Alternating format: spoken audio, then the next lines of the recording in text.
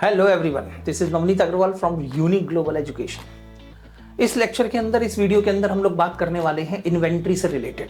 ये आपके लिए कोई नया वर्ड नहीं है, जिसको आप अक्सर कहा करते हैं स्टॉक या closing stock, that is actually the inventory. अब ये जो इन्वेंट्री वाला टॉपिक है, ये बड़ा बेसिक टॉपिक है और लगभग आपको सारे फॉरेन कोर्सेज के अंदर आपको ये देखने को मिलेगा। आप अगर CFA कर रहे हैं देन फाइनेंशियल स्टेटमेंट एनालिसिस के अंदर इसका इनपुट आता है।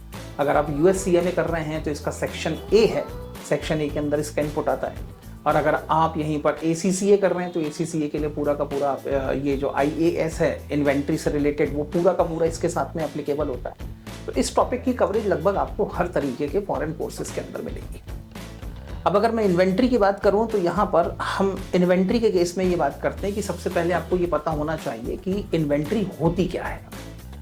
अगर मैं इन्वेंट्री की बात करूं तो हमारे पास में जो भी चीज़ें हैं, जितनी भी प्रॉपर्टी हमारे पास में बची हुई है, जिसको हम अपने ऑर्डिनरी कोर्स ऑफ बिजनेस में बेचने के लिए रखते हैं या फर्दर प्रोडक्शन के लिए रखते हैं या किसी तरीके से और उसको यूज़ करने के लिए रखते हैं, इसको हम लोग नॉर्मली इन्वेंट्री कहते हैं।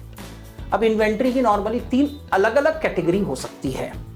अब सर ऐसे तो हमारे पास में लैंड भी होता है, बिल्डिंग भी होती है, प्लांट भी है, मशीनरी भी है, ऐसी बहुत सारी एसेट्स हैं, ऐसी बहुत सारी प्रॉपर्टी है, तो सबको इन्वेंट्री मान ले?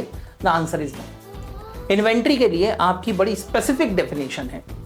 स्पेसिफिक डेफिनेशन ये कहती है कि inventories are the assets held, मतलब जितनी भी एसेट्स आपके पास में हैं वो एसेट्स आपकी इन्वेंट्री हो सकती है इफ, यदि, पहला कंडीशन नंबर 1 यहां पर कहती है कि अगर आपने उन एसेट्स को ऑर्डिनरी कोर्स ऑफ बिजनेस में, रेगुलर कोर्स ऑफ बिजनेस में अगर आपने उनको बेचने के लिए अपने पास रखा हो तो, यानी वो स्पेसिफिकली बेचने के लिए होना चाहिए।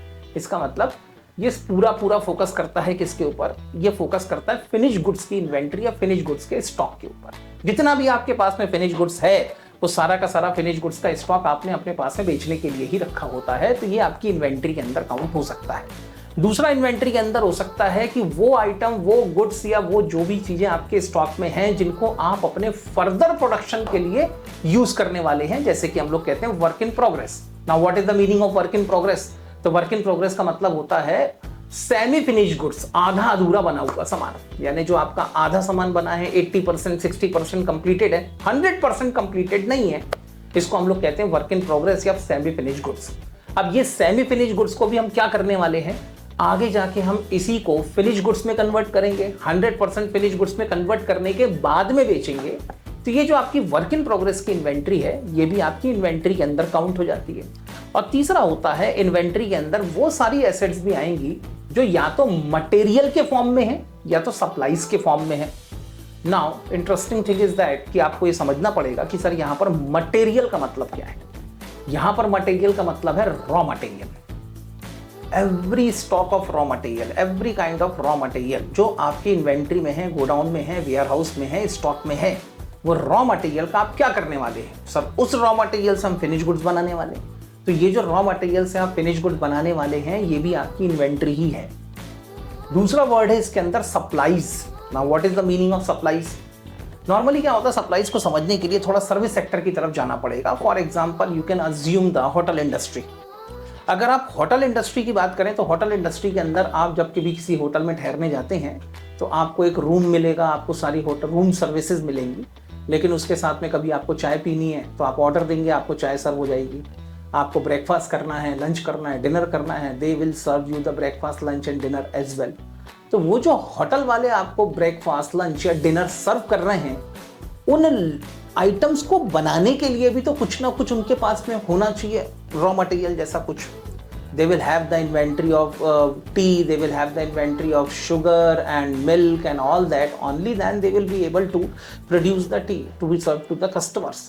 तो ये जो सप्लाईज होती हैं जिनको आप अपने कस्टमर्स को फिनिश गुड्स प्रोवाइड करने में यूज करते हैं, तब उसको यहाँ पर इस सप्लाईज को भी हम लोग इन्वेंट्री ही मानते हैं।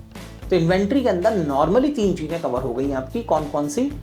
Inventory of raw material, inventory of work in progress and inventory of finish goods.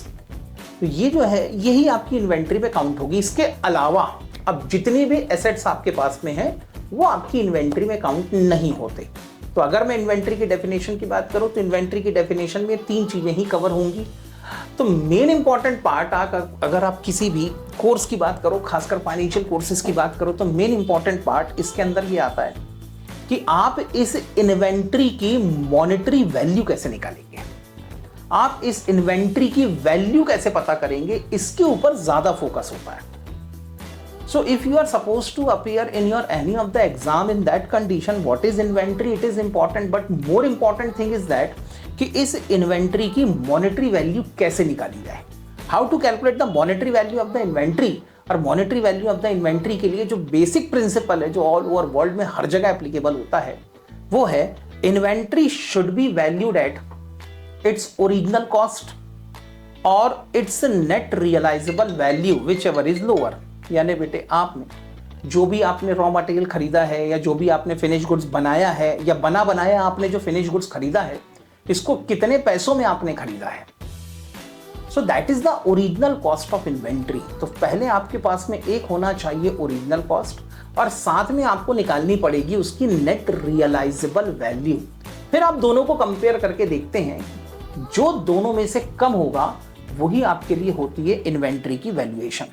So the basic principle for the inventory valuation is cost or net realizable value whichever is lower. तो cost या net realisable value जो दोनों में से कम होगा वही आपकी inventory की वैल्यूएशन होगी.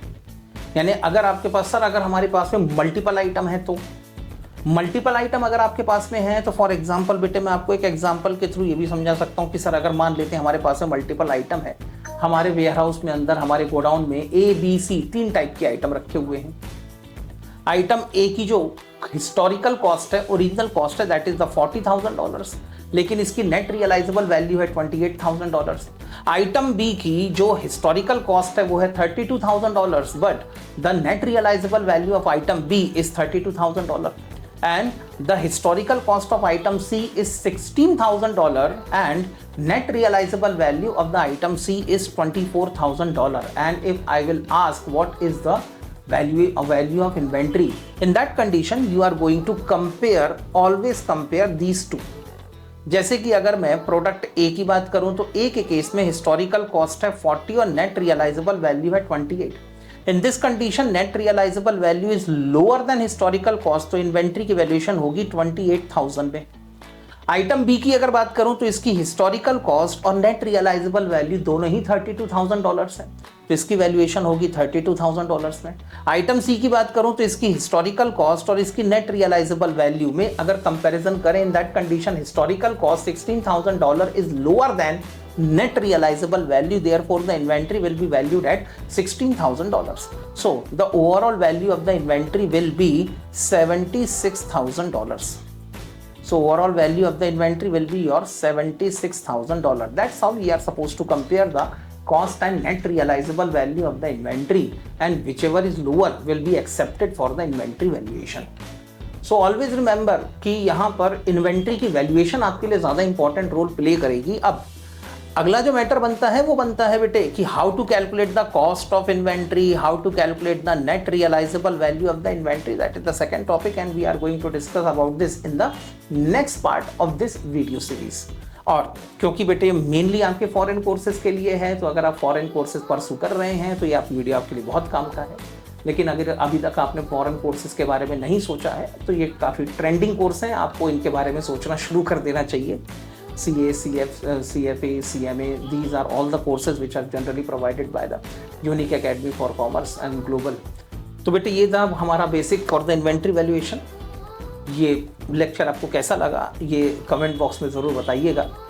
और अगर आप ग्लोबल कोर्सेज को परसू कर रहे हैं तो इसके अलावा कौन से ऐसे टॉपिक हैं जिनके अंदर आपको बहुत प्रॉब्लम है, तो I will try to level best कि आपके लिए उसके लिए और सिंप्लीफाइड वर्जन में वीडियो आपके सामने मैं लेके आऊँ, ताकि उससे भी आपको हेल्प हो सके. और अगर आपने अभी तक फॉरेन कोर्सेज परसू नहीं किए हैं and if you are interested, तो यहाँ पर जो स्क्रीन पे नंबर आपको दिख रहे हैं उन स्क्रीन पे नंबर पे आप कॉल करके, इमीडिएटली कॉल करके आप फॉरेन कोर्सेज के बारे में जो भी इंफॉर्मेशन चाहिए है वो आप बिल्कुल फ्री ऑफ कॉस्ट ले सकते हैं. There are no charges for that. और डिस्क्रिप्शन बॉक्स में एक लिंक है गूगल फॉर्म का, आप चाहें तो गूगल फॉर्म भर के भी फॉरेन कोर्सेज से रिलेटेड रेलिवेंट इंफॉर्मेशन आपको मिल सकती है.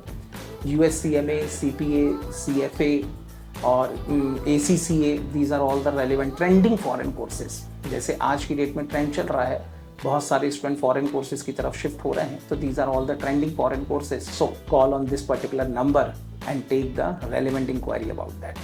Bye bye. See you in the next lecture.